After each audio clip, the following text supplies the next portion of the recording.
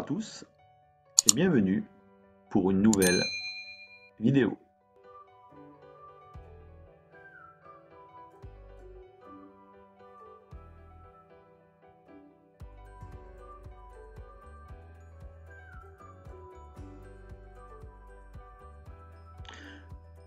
Nous allons voir maintenant comment naviguer autour de la maquette. Grâce aux icônes présentes ici, nous allons voir comment faire. Soit on utilise les icônes, soit on utilise la souris. Donc lorsque je clique sur le clic gauche de la souris, j'ai un petit icône avec des petites flèches qui arrivent et je peux tourner autour de ma maquette.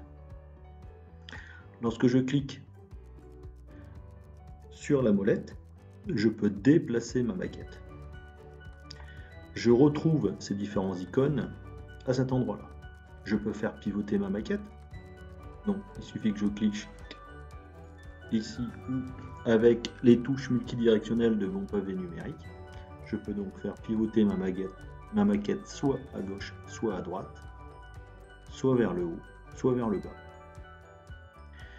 Lorsque je sélectionne le mode panoramique, je peux me déplacer à gauche, en bas, en haut ou à droite. Je peux me déplacer dans ma maquette avec, voilà, en zoom.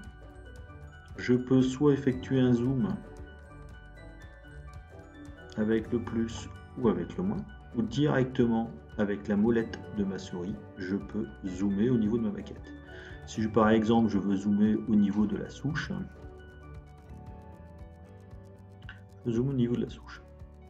Donc voilà ce qui concerne les différents outils qui me permettent de naviguer autour de la maquette numérique.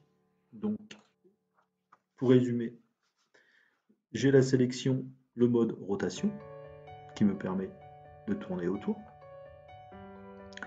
J'ai le mode panoramique qui me permet de me déplacer soit d'un côté, soit de l'autre. Le mode promenade.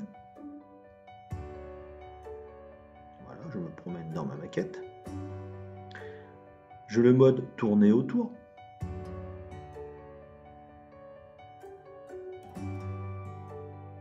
Là, je tourne autour.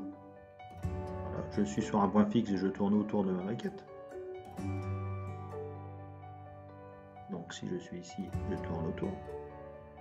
Voilà, si je me mets au niveau de la voiture, sous l'avancée de toiture, je tourne autour. Voilà. Donc voilà un petit peu les différents outils qui sont navigués autour de la maquette numérique.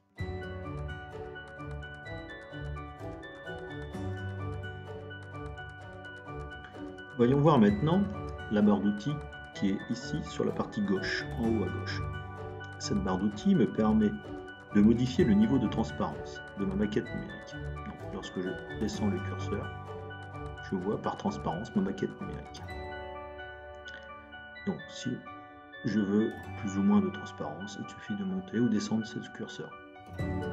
Ensuite, voyons voir un petit peu cette icône qui est là, qui me permet de basculer entre le mode perspective et le mode orthogonal. Donc lorsque je viens cliquer dessus, on voit bien la différence. Ici, je suis bien en mode orthogonal et ici en mode perspective. Je trouve différents icônes, qui est celui-ci, qui me permet d'afficher les objets et les modèles masqués en tant que fantôme avec une transparence importante. Donc ici, on ne va rien voir parce que si je clique dessus, vous voyez, il n'y a rien qui se passe. Donc voilà pour cette barre d'outils que nous trouvons ici en haut à gauche.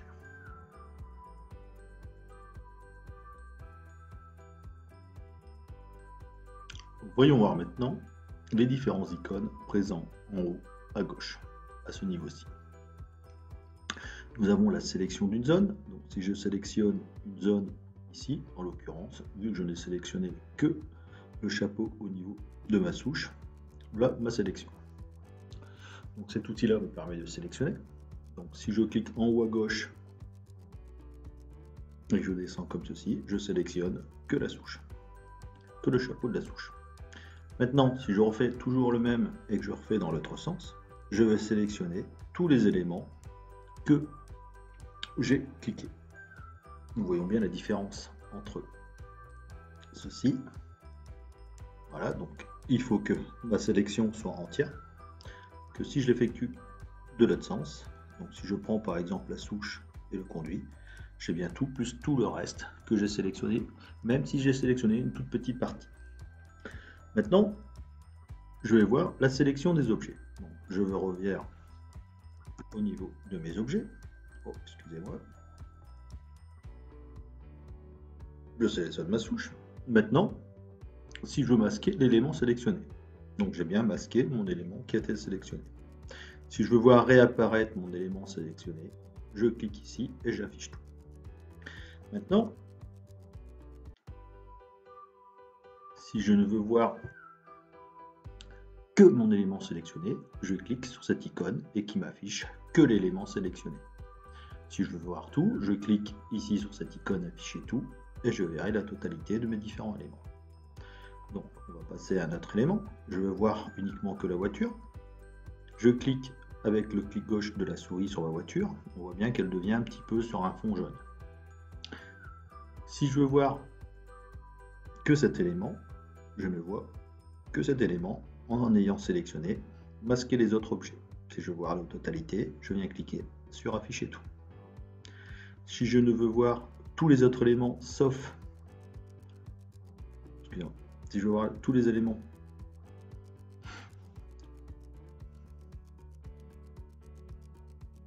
voilà, si je veux plus, excusez-moi, si je ne veux plus voir la voiture, je clique sur masquer les éléments sélectionnés.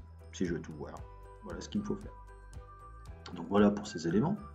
Maintenant, voyons voir cet outil-là. Il me permet d'ajuster la vue à l'espace. Donc voilà, ça veut dire mon élément sélectionné et ajusté en fonction de l'espace. Maintenant, on va refaire un petit zoom tout. Donc je peux cliquer ici pour afficher en plein écran ou non. Donc je vais revenir sur mon zoom. Voilà, donc là j'utilise ma souris et la molette de ma souris. Maintenant, je vais faire réinitialiser le modèle. Donc ça va réinitialiser le modèle tel qu'il était apparu lors de son ouverture. Ici, j'ai un menu déroulant qui me permet d'obtenir les différentes vues. Ici, par exemple, si je veux la vue de face, je viens cliquer ici et j'ai la vue de face.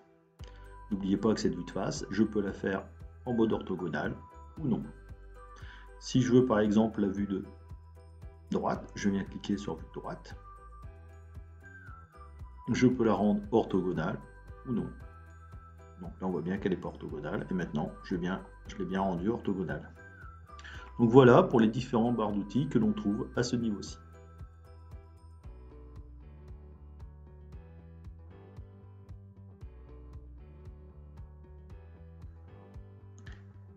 Voyons voir maintenant l'outil qui me permet de prendre différentes mesures. Donc lorsque je viens cliquer sur cet outil-là, je peux ajouter des codes. Donc si je veux ajouter des codes, je clique, je le sélectionne, je clique sur le premier point et le deuxième point, j'ai cette cote-là. Si je clique sur ce premier point et le point à l'extrémité, j'ai la longueur. Et si je veux sa largeur, je clique ici et ici, et j'obtiens donc sa largeur. Qui me donne les trois dimensions en X, Y ou Z. Je peux aussi prendre entre cette arête-là et cette arête-là. Donc je vais pouvoir y mettre différentes mesures entre cette arête-là et celle-ci, et ça me donne différentes mesures. Donc cet élément me permet de prendre différentes mesures. Ce que je n'ai pas, c'est les surfaces des différents éléments. Pour cela, il faudra utiliser une autre visionneuse. Pour cela, je vous invite à aller voir mon tutoriel sur la visionneuse BIMvision, qui elle permet de prendre des surfaces et des volumes. Voyons voir maintenant si je veux annoter quelque chose. J'ai la petite marque et je peux annoter ce que je veux. Par exemple, en béton. Pas facile d'écrire. Hein.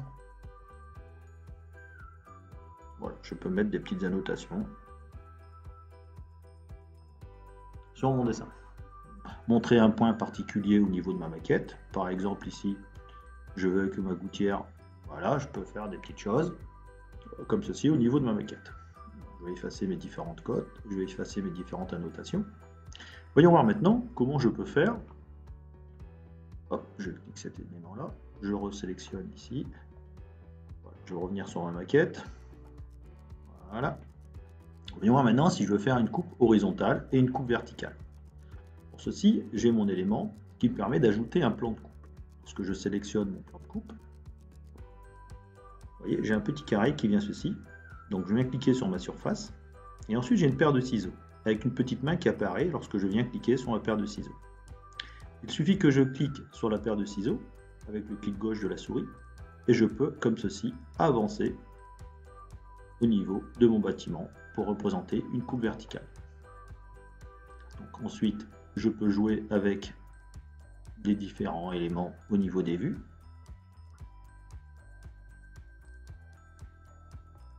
Voilà, avec orthogonal.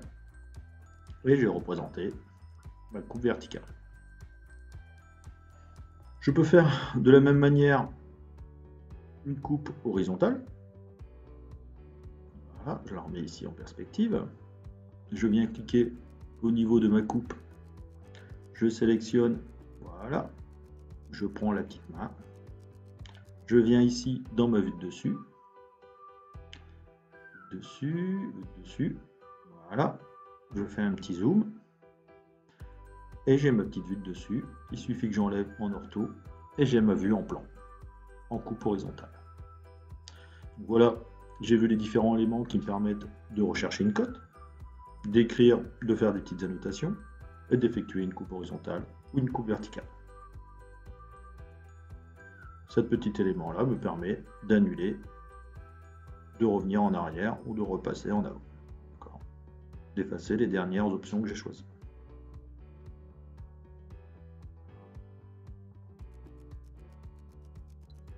Voyons voir maintenant cette partie qui est située en bas de ma maquette numérique. Je reviens faire mon plan de coupe. Donc sur mon plan de coupe tel qu'il était tout à l'heure, donc je viens ici mettre ma vue de dessus. Je viens la mettre en projection à ceci, voilà. Je viens la cadrer au niveau de mon dessin. Je viens rajouter, en cliquant sur le petit plus ici, je peux même la nommer et mettre plan de chaussée. Voilà. Je viens refaire, je viens supprimer la coupe, je viens y faire une coupe verticale. Donc je reprends mon élément de coupe, je viens y faire une petite coupe verticale, je prends sur le bâtiment qui est là. Voilà. Je peux la retourner en cliquant au bouton droit de la souris au niveau de ma paire de ciseaux. Je la retourne comme ceci, je l'ai de l'autre côté. Voilà. Je vais la laisser comme ceci, je vais la mettre voilà, en projection. Voilà, comme ça c'est nickel. Je viens rajouter ici une petite vue. Oh, qu'est-ce que je viens de faire? J'ai cliqué le diaporama, excusez-moi, j'ai arrêté le diaporama. Donc je viens remettre ma petite coupe comme j'avais prévu initialement ici. Voilà.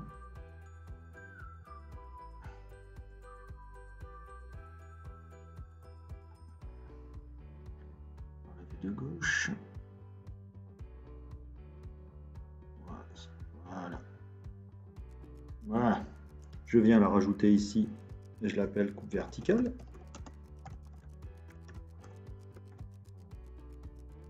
Voilà, ceci. Une fois que j'ai ça, je peux y créer ici, visionner les différentes vues enregistrées sous forme de diaporama. Donc je clique dessus, et je vais avoir un petit diaporama qui apparaît pour visualiser les différentes vues de ma maquette numérique, qui me permet de faire une présentation directement au tableau pour les jeunes ou pour présenter un projet ou une maquette numérique. Voilà pour cette partie. Donc je vais arrêter mon diaporama, ouvrir les paramètres du diaporama. Donc je peux faire la durée de la vue, la durée de la transition. Donc si la transition entre les caméras, je vais mettre 5. Durée de la vue, je vais mettre 2. Visionner en mode plein écran, comme ça j'aurai directement le plein écran. Et ici, exporter la vue courante en tant qu'image. Donc si je fais ça, j'ai directement exporté ma vue 3D en tant qu'image. Donc, je peux l'enregistrer dans un fichier et l'obtenir en format JPEG, ce qui me permet de faire travailler ou de travailler directement sur une des vues de ma maquette numérique. On va regarder un petit peu ce qui se passe au niveau du visionnage. Et vous voyez, j'ai tout en mode plein écran, ce qui me permet de faire une présentation d'une maquette numérique au niveau des jeunes. Pour expliquer des choses, peut être intéressant. Donc voilà. Donc je vais arrêter ça. Voilà, il suffit de cliquer sur le bouton gauche de la souris pour arrêter la visionneuse. Donc voilà.